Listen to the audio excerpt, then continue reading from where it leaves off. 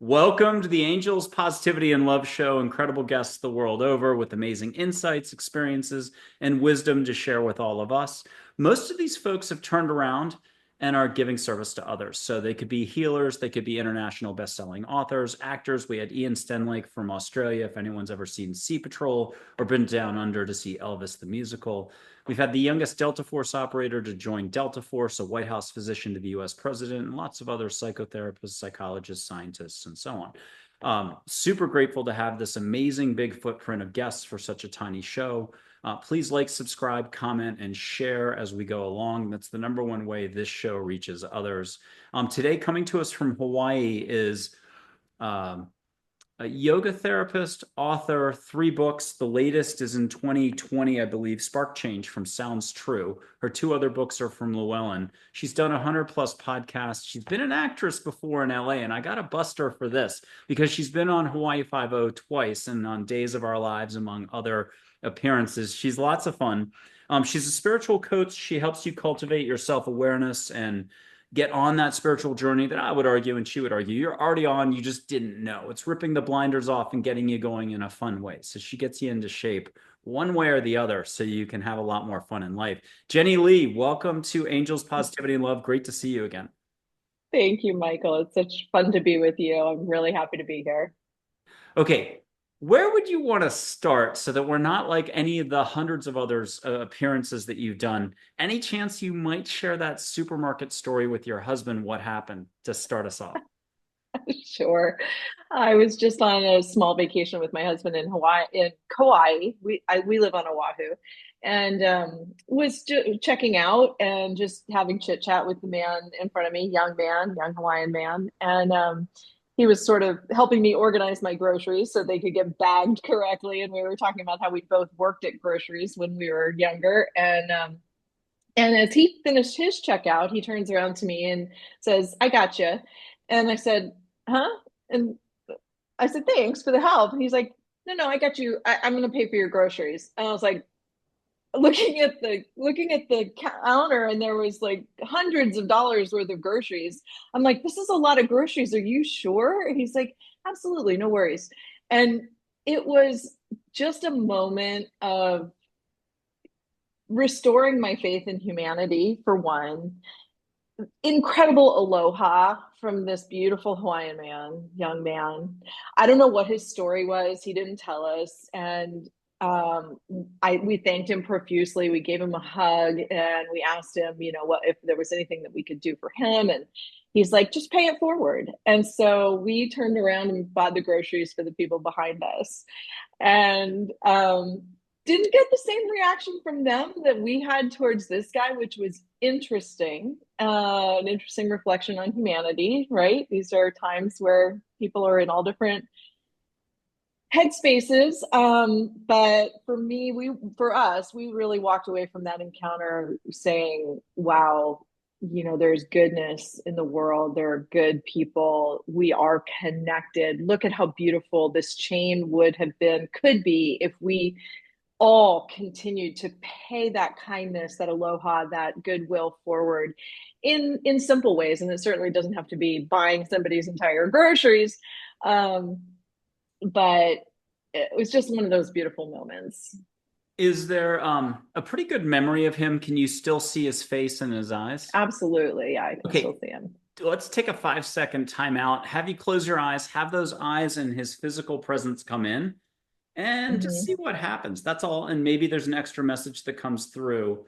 And if you wanted to share any more about who you might suspect, it could have been an unconditional love figure coming in, whether it was a pop in or whether it wasn't even in human form to begin with. For me, it's really the energy of faith because I feel like my faith in humanity has been pretty shaken lately.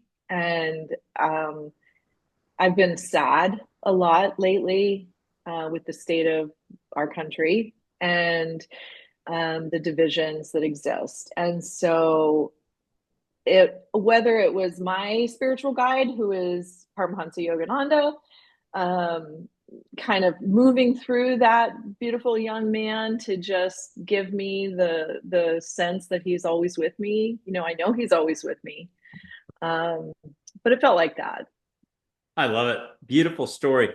Okay, talk to us about your own journey. This has been quite some time in the making. You've got 3 books out, again, tons of appearances and lots of work, 60,000 clinical hours helping others as a therapist and so on, plus all the different types of yoga and the studies that you've done and so on. So this isn't your first road trip. Not my first rodeo, not my Yeah. first spiritual rodeo.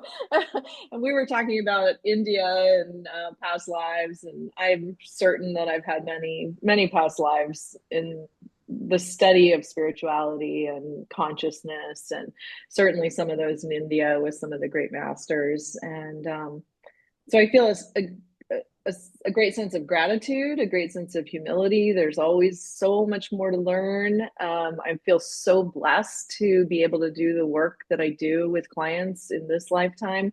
It's been over 26 years now of working with clients and helping them remember. It's really remember their spiritual self and why they're here and their beautiful inner light. And when I see those lights go on, it just brings me great joy. And then I get to talk to people like you, Michael, whose light is on so bright and so big already that, it's hard to contain in a room. And so that's fun too. And I love these conversations that, when we're sharing about what are some of the tools that we can utilize to and modalities. There's so many that are out there in the healing realm. And for me, um, it's just been a real personal exploration through studies of different spiritual traditions, different religions. I came from a sort of a non-traditional Christian background. I was raised as a Christian Scientist, which has a very metaphysical aspect to it. And so it's been a wonderful life, I have to say, and continues to be. And I know it's not over yet, and I still have a lot to learn and a lot to grow, and hopefully a lot to serve. And meditation, mindfulness is in there. Can you talk to us about, let's say, auras or chakras? Did you accidentally see light on people once a year? Is it happening all the time and you're basically like, make it stop, or somewhere in between? No, when I said that light coming on for people, it's more of um, I see them have sort of an inner realization of that there is more than what they've been experiencing at the human level. And it's like some distant memory of being more than their story kind of turns on for them. So it's not, I have seen auras a little bit, not a lot. I'm not going to profess to be somebody who sees auras, but I have perceived them at times.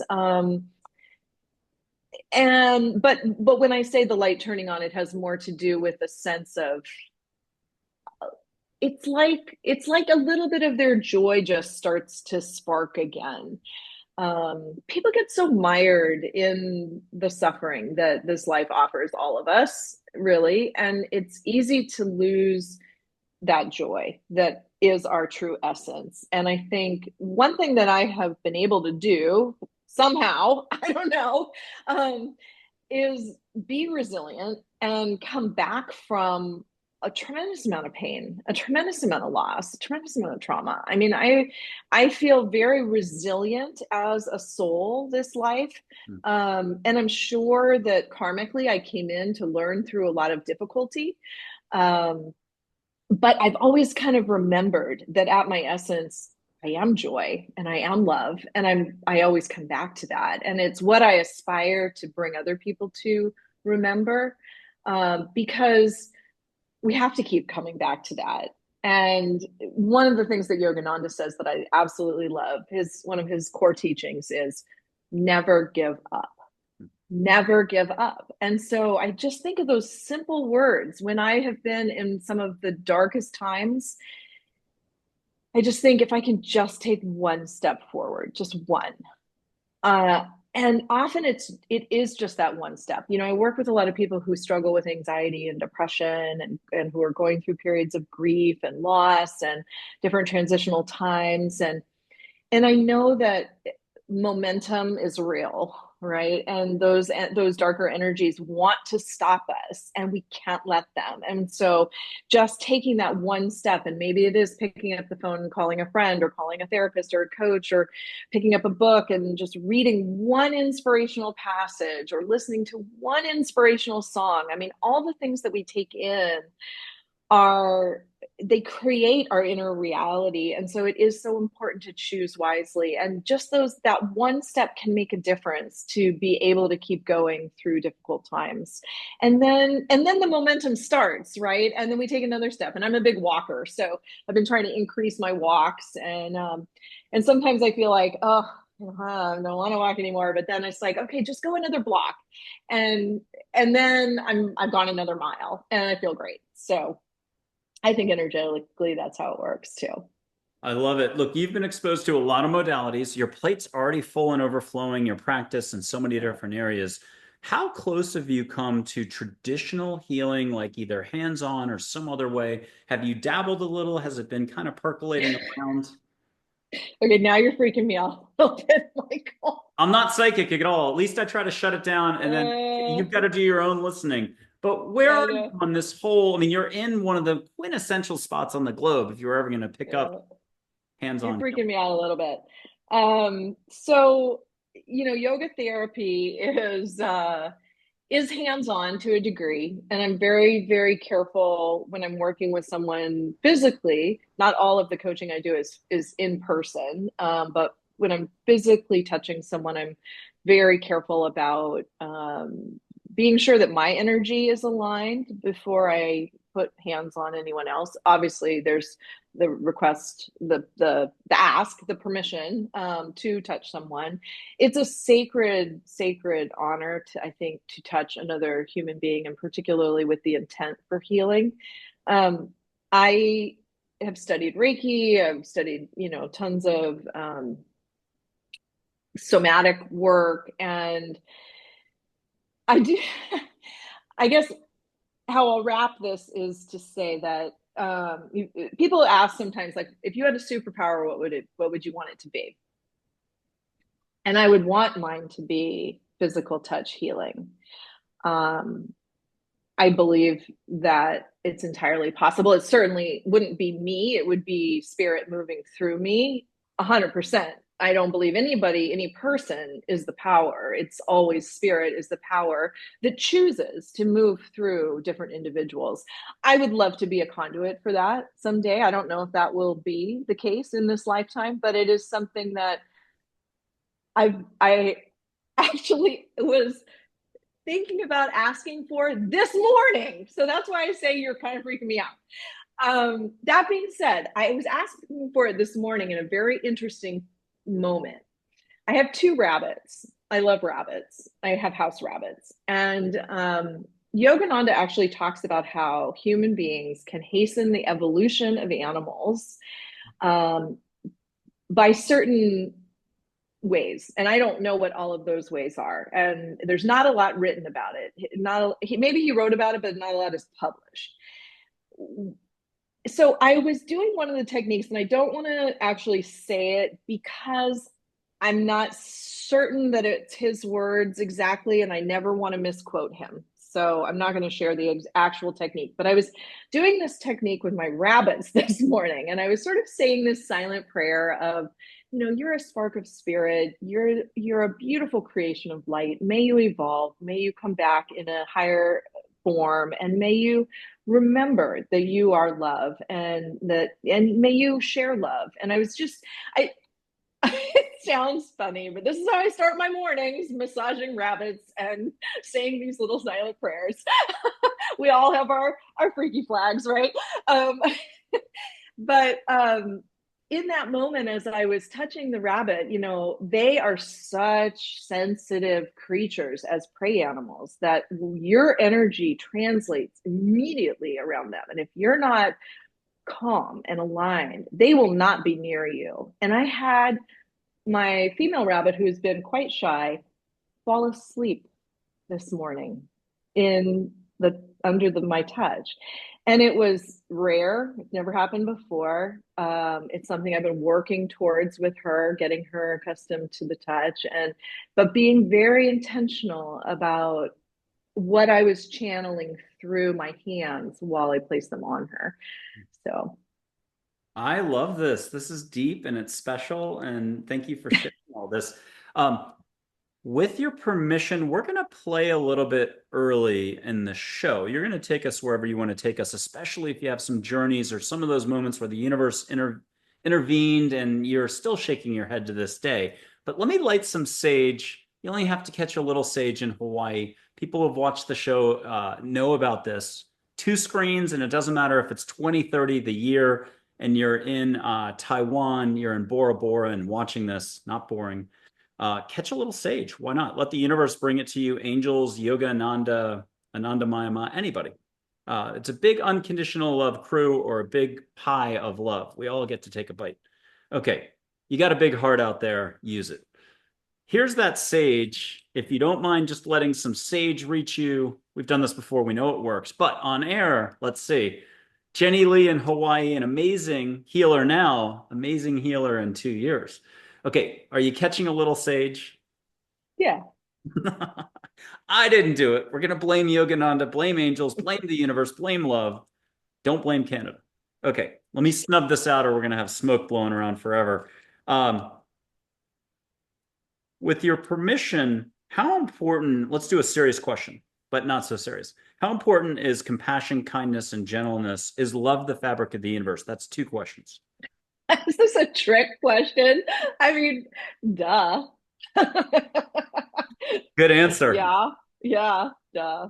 Okay, and I'm going to show my light. You don't have to show yours. It doesn't matter which way this goes, but I'm going to use a background. Blue sky is number one. And I'm kind of borrowing from that movie. Oh, Celestine Prophecy. They do it this way. But I had a guest on who was back in the 70s doing her healing stuff. And she said, no, no, no, no. We were doing it this way before the movie existed. And I know in India they do it this way. So it doesn't matter where it comes from. You just get to see light. I get to tell a dad joke, though. The more you're laughing, the more you're letting go. You'll see blue, green, yellow. You'll see what you see, a little wisp of light, no big shakes. But once you get it, you can allow other figures to come in and do extra. We'll see about that. Here's the dad joke coming for you. Why did I had to give you a rabbit joke? I'm sorry. Why did the rabbit fall down that well? He didn't see that well. See a little filament of light. Do you see a wisp between my fingers? Mm, What color do you see? not really, but maybe sort of white yellow. Okay, good enough. That is done. And if you ever want to do that against the sky, once you're seeing your own, ask the universe, your angels, your passed over uncle, and lots of other you love figures from India, Native American chiefs. Ask for extra. See sparkles, light, vortexes. People have gotten flowers, phoenixes, other objects, geometrical this, swirling this. Have fun. Let go. Live long and prosper. Okay. Tell us a little bit more if you could write your own ticket, healing practice. How much would you shift things around? If you were known as the hands-on healer, you literally had a line out the door. Would you want that for 50% of your week, 25% of your week, only on Tuesdays? Just give us a little hint how welcome it would be if it was hands-on, even just an inch or two. You don't even have to do physical touch necessarily. How much would you be willing to adjust your whole practice as it is now? I mean, that's a really hard question to answer because, as we've seen throughout history, I think it becomes a pretty dangerous territory when those healing skills come in. I think it can, yes, it can bless many people, but it also shifts the focus a little bit for people. Yogananda, in his early years, would do physical healings, and he stopped at a certain point because he said he didn't want to attract people for those manifestations of spiritual power. And the Yoga Sutras talk about the siddhis or the spiritual powers that come in as we evolve, and they are They're wonderful, but they're also a little bit precarious, I think, because they can contribute to the ego if one isn't careful. So I don't know. It's a tough question to answer, Michael, because I'm kind of aware of the danger zone, maybe, and both personally and also just at a larger scale level. So I would want to tread really lightly and really slowly. So maybe 5%. I like the treading lightly part, and I like the treading slowly part. Well put. Okay, tell us a little bit more. What did you have to let go of in the last 5 years that was sort of, everything's ebb and flow, 20 steps forward, 5 steps back?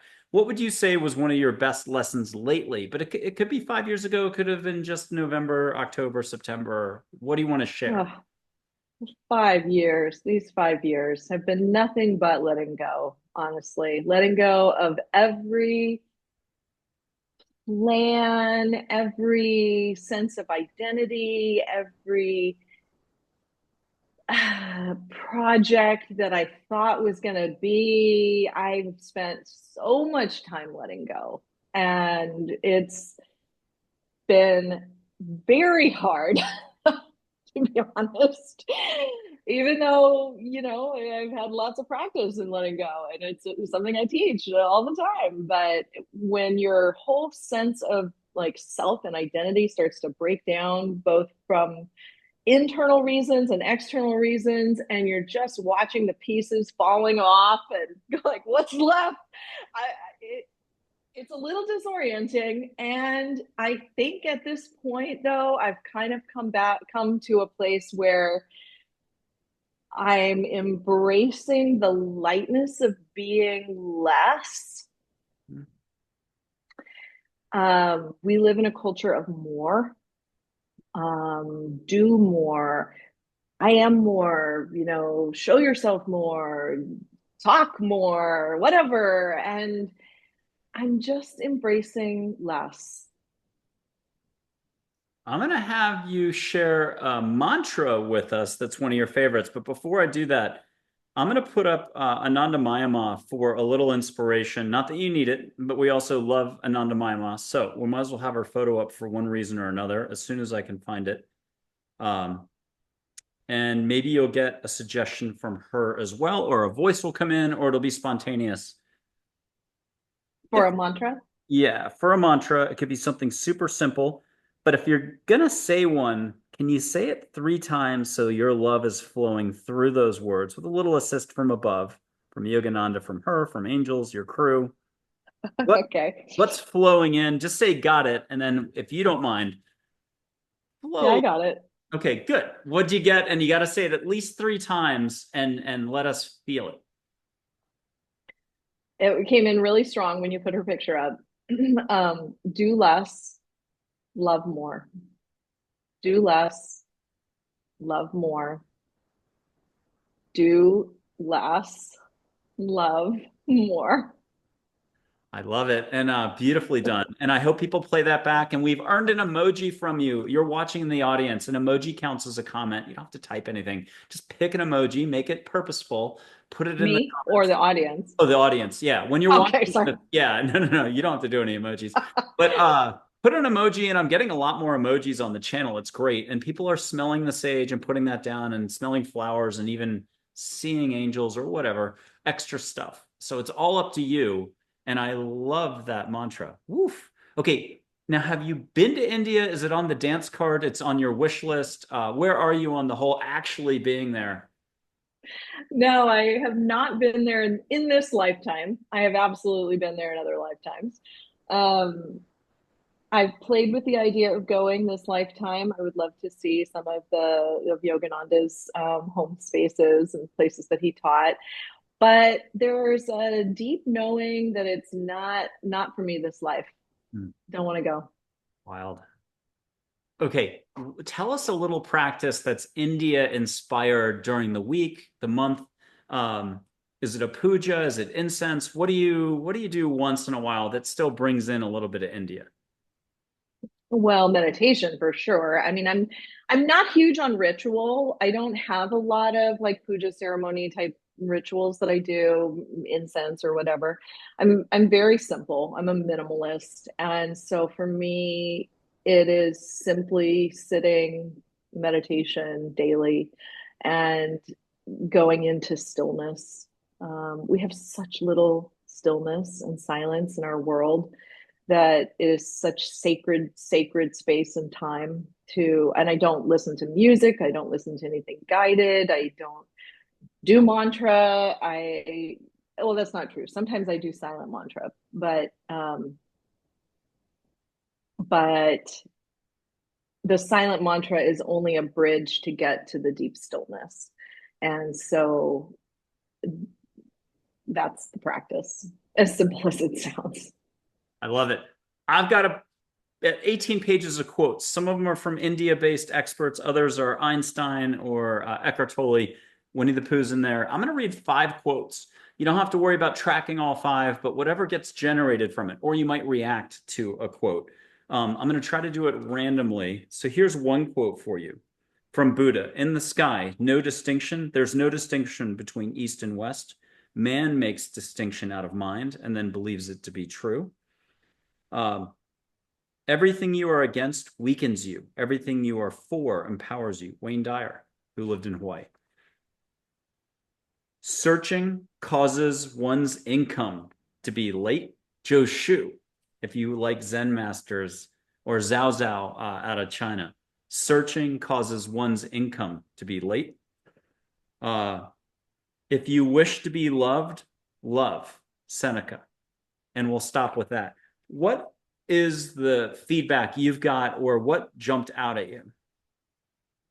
I mean, the first two had a common denominator, right, in terms of non-duality and the oneness that we're all a part of. That I think if more people could perceive our interconnectedness, we would be living in a vastly different world. But the last quote by Seneca is for sure right on my wavelength, because my second book, which is called Breathing Love, is all about this practice of, if you want love, be love. And how do we embody the verb love, loving, being, becoming more loving? And it really is the key. People search and search and search and search and search for love, and they just will never find what they are looking for until they realize that all of it lives within. They are the love. We are love. That is the harmonizing energy of the universe, as Yogananda calls it. And it is our DNA, it's our essence. And the more we come into the remembrance of that, the more we begin magnetizing love in so many different forms. And, going back to the supermarket story that we started with, that young man was just exhibiting unconditional love. And why was I the recipient? My husband and I the recipient? I don't know. Maybe because we've shown unconditional love in some way to someone else at some other time. I mean, certainly karmic things are not exactly reciprocated in the moment, but but they certainly are reciprocated. So whatever we offer, we receive. There's a trillion definitions of compassion. I mean, even exercise can be a form of compassion. How do you like to describe compassion? Just off the top of my head, I would say it's projecting yourself into someone else's shoes or experience and trying to feel what they are feeling. Empathy, those of us who are empathetic, we naturally feel what other people are feeling. It sort of comes spontaneously. But compassion is something, and I think empathy is harder to develop. It either is there for some people or it's not so much. Compassion, though, is something that we can develop because we can put an effort towards imagining what it would be like to be in that other person's experience and imagining how we would feel if we were there. And why don't we do this? I'm going to read 3 different definitions of compassion from a long list of definitions. I think if we got angels and Yogananda and everybody to do a definition of compassion, and we were to write one answer down a day, I think 20 years from now, we would not be done writing definitions down. But here are three more, and I'd love to have a spontaneous definition from you. And maybe you're getting help from above or from within, from an angel or Yogananda or whoever, Anandamayi Ma. Here's Abe, the Abraham of old, an angel on everyone's team. Compassion is not judging, taking action with no thought.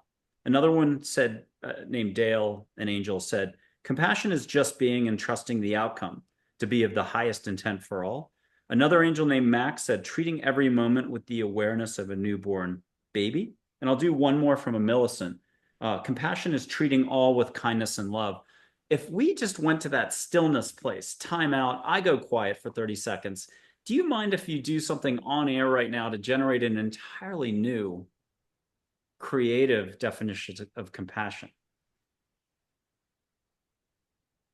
And no pressure, you're on air and taping, but I'm totally kidding, and we got you laughing. So I think about this scene from the movie Powder.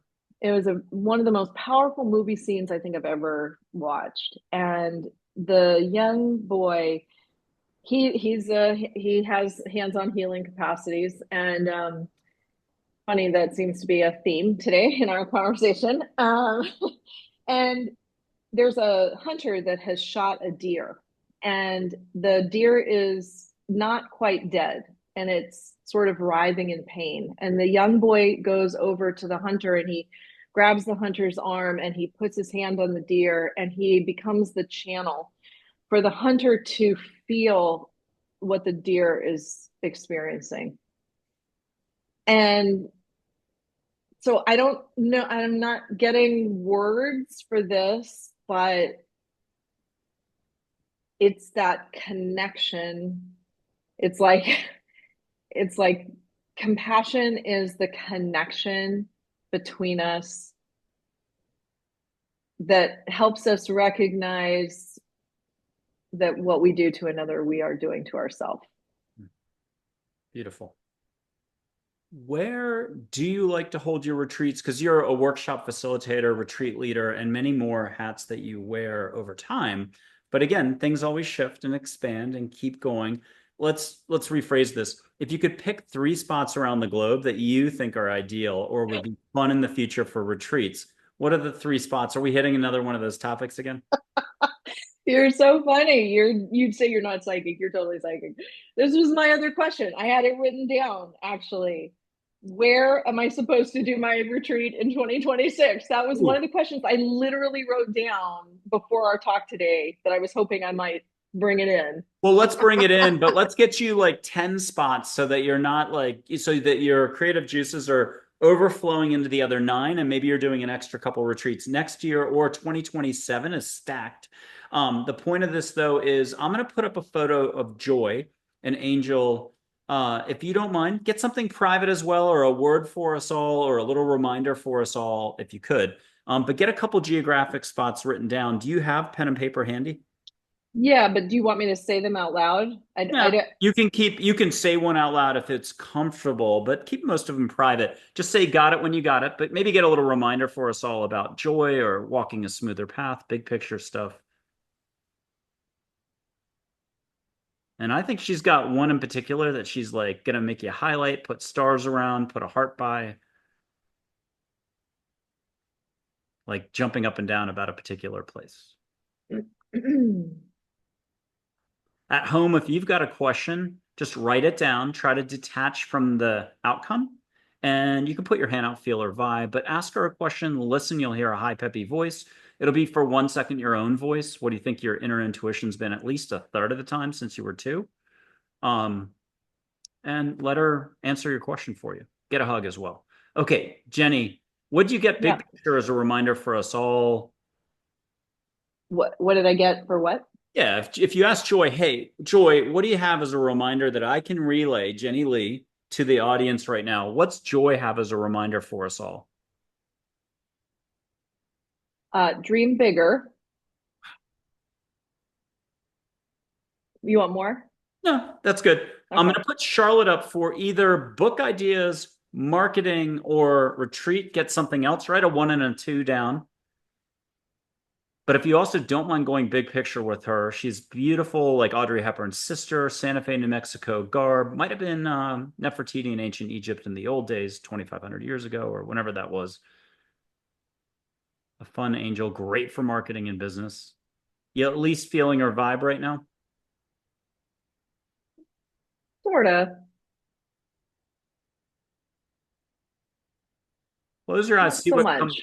Okay, close your eyes, see what comes in for marketing purposes. Just see maybe a book or a project or a nuance about that retreat and say, got it when you got it, or just get a hug.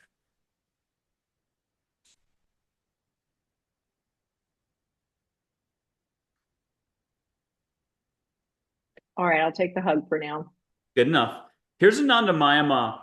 If you don't mind getting a personal tidbit, because you're on air, there's no place to run, get something from Anandamayi Ma about your hands-on healing abilities and where it's at. You're not sharing anything out loud. You'll just say, got it. But get a little tidbit dropped that you're like, oh. And if you want to feel warmth and tingle on your hands right now, you can put them out to the side, put them up to the photo. And the more people at home breathe, the more you'll feel the flow. Or catch flowers in the air or sparkles around you. Get glitter all around you if you want in the room. You won't have to vacuum later. No mean comments 2 days from now. You feeling her vibe? Mhm. Beautiful. Is there anything you'd want to share from that? You're good if not. No, not right now. Okay, perfect. Okay, people come to you. Traditionally, it's been for this reason, that reason, probably one of about 50 buckets of experiences they're having. Have you noticed any sort of shift in the last year or so, or where you feel like with all this awareness coming in and extra consciousness in 2025 and beyond, even for animals, with the whole frequency going up, whatever you want to call it, what are you noticing sort of as a trend going on right now? Are more people paying attention to spirituality, for example? Oh, okay. So a general question about what I'm noticing. Yes, I would say more people are, people that you wouldn't expect maybe from sectors that you wouldn't traditionally think of as very spiritual sectors are starting to ask questions and show interest. I mean, I love that yoga, mindfulness, meditation is getting into places like corporate America, the military. We're just seeing more openness to some of those holistic practices, even if it's just for inner peace and kind of equilibrium, not even talking about the spirituality, but that will inevitably start to create space for people to experience their spiritual nature. Um, so that's lovely. Personally, the shift that I've been feeling recently is I've been drawn more towards working with people on blending their spirituality and their creativity. So I feel like we are at the cusp of a time where we're going to need to be even more creative in new ways. And so looking at how we can use the spiritual awareness that we have and the connection that we have to spirit, developing that deeper so that we are listening and becoming those channels for what it wants to move through in new ways, in new creative ways through each one of us. And I think part of the letting go that I've been experiencing in the last 5 years is natural. It's a natural shedding of, okay, well, I've been doing that way in the past, and that's great, but now we're at a new time, and so it's time to do things a little bit differently. And just being open to that. The challenging part is being in that in between where the old isn't quite done and the new isn't quite in yet, and then so how to navigate those transition times. But it's okay. I can do it. Brilliantly said. I love the energy flowing through you as you're talking about that. I'm going to give you a quote from a NASA astronaut, Story Musgrave, and I'd love to get your reaction or where it propels you. Getting out of the comfortable path. That's what exploration is all about. Tell us a little something from that. 100%. I mean, this is what I'm all about. My third book, Spark Change, is all about initiating proactively, seeking change, being willing, taking the hard steps, being courageous. We don't grow unless we're on our edge. I had a teacher once who used to say, If you're not standing at the edge, you're taking up too much room. And it's, I just always kind of felt like I was standing at the edge of a cliff and she was about to push me, but in the kindest possible way, because it was like, go, fly, stop living in the comfort zone. We don't, we don't help one another by staying in our comfort zones. And I think one thing I do really well as a coach, and as a friend, and as a wife, and hopefully as a mom too, is I nudge people. I stand at that edge with them, and I make sure that they have their wings ready. And then I give them that really loving nudge, like my teachers have done for me. And it is absolutely where we find our greatest joy, when we take that leap of faith into new spaces. And it's what we're meant to be doing. We're meant to be growing and expanding and changing and evolving all the time, until the day that we die. Hmm. Okay, one more quote for you. It's from a Netflix movie, but I forgot which one, from like 5 years ago. In the end, love is what shows us life in different colors. What meaning I does that love have to you? it. Yeah, I mean, it's like I was saying before. I think when we start to develop a connection to the universal energy of love, we start to experience love in all different colors, all different shapes, sizes, forms, relationships. And our human definition of love is really quite small, and particularly the romantic kind of version or portrayal of love is so small. And there's just a vast uh, array of colorful expressions of love. Ooh, my ear pods are about to die. Hopefully they don't die before the end of the thing. Um, and and maybe I'll just take them out. Perfect. Can you hear me? Yes. Okay, good. Because I don't want them to cut out halfway. So love is how we experience the greatest, I guess, variety of experiences. I know I said experience twice in that sentence, which is totally grammatically incorrect, but I don't know, I don't have the words for it exactly, but I can feel it. It's multifaceted. So we're meant to expand into that multifacetedness of loving. I'm going to put up Ganesh, his image, so that you two are on the same side on the volleyball court. You're on the same team, and he'll add something that you can, spike the volleyball over the net here on. So here's Ganesh. Have him come in with the vibration that you're like, oh yeah, let's talk about this. And what are you getting? Well, Ganesh being the remover of obstacles in the Hindu tradition, that aspect of the divine that clears our path. I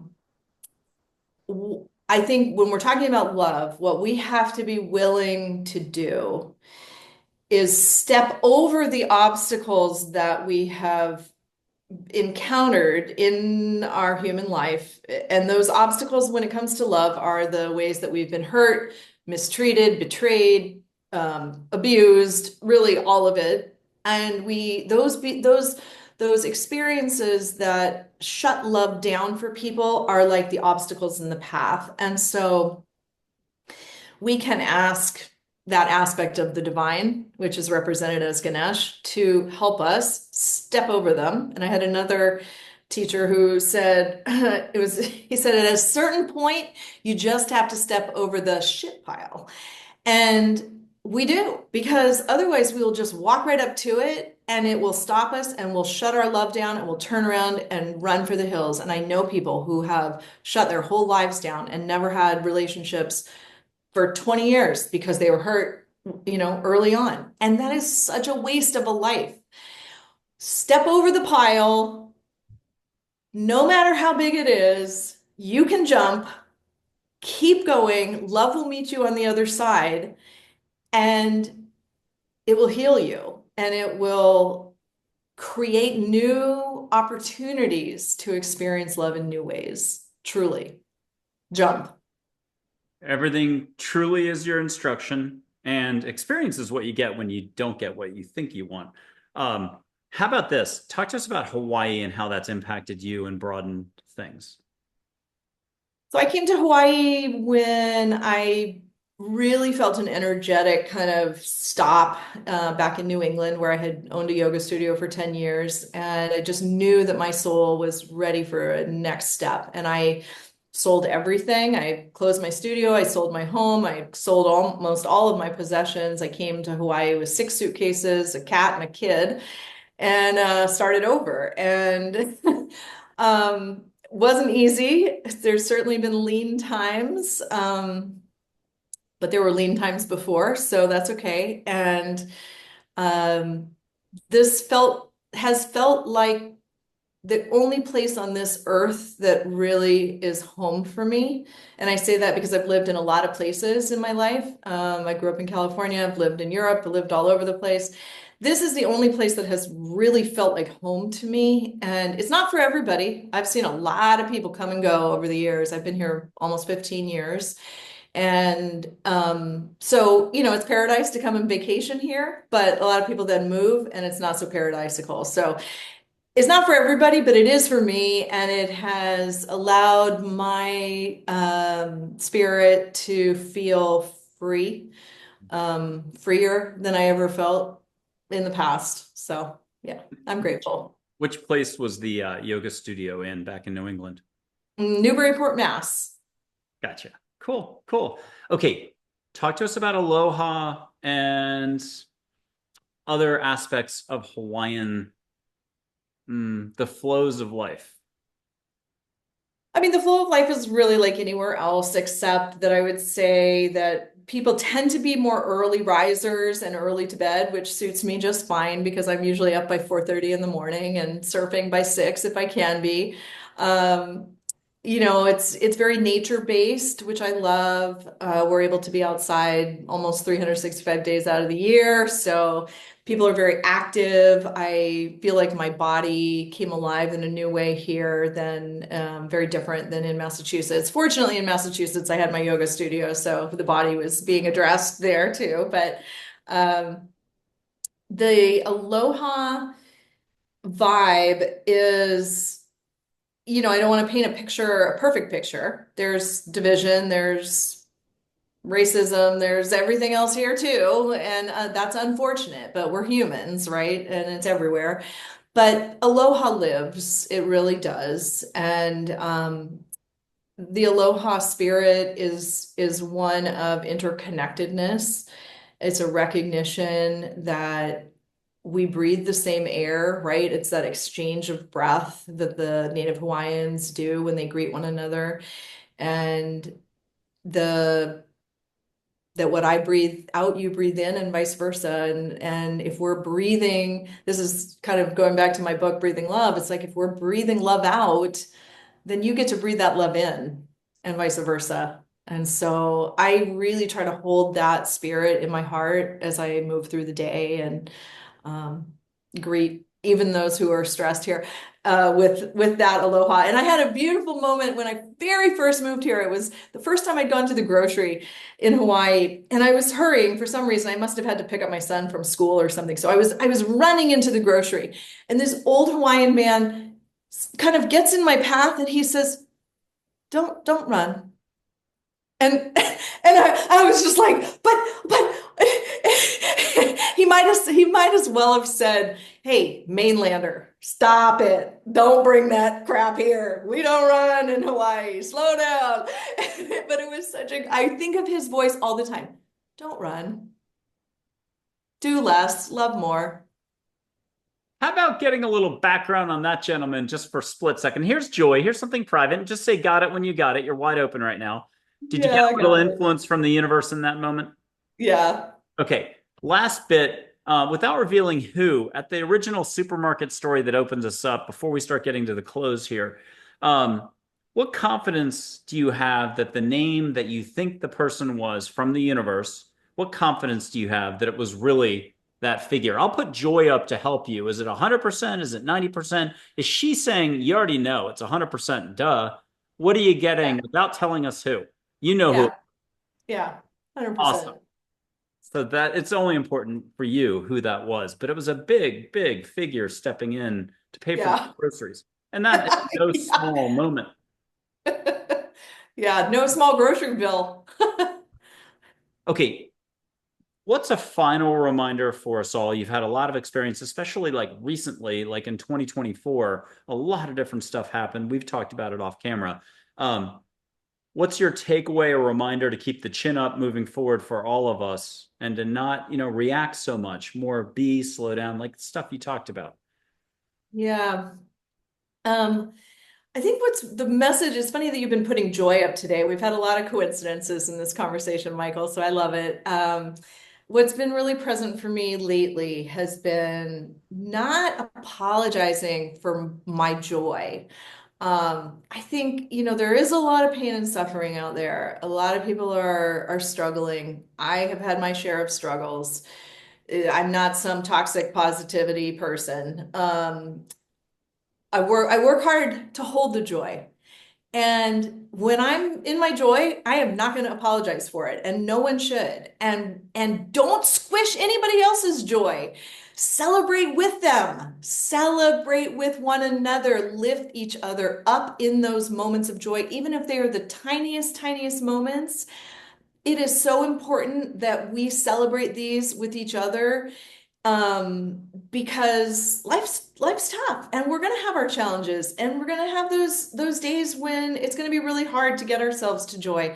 But gosh darn it, when we're in it, let it celebrate with each other and never apologize for being joyful. Oh, I love it. I have a surprise guest for you that it's going to be Kapuna Auntie Margaret, from there on the other side. Love, I describe her as love on a Hawaiian breeze, but I'm going to put up Joy first. Get a little character reference. You and I are at a pool party. You see her over there, petite figure. Get a little character reference from Joy before I put her up. Her specialty is lighting your hands up, by the way, and getting you activated all the way to be hands-on healer.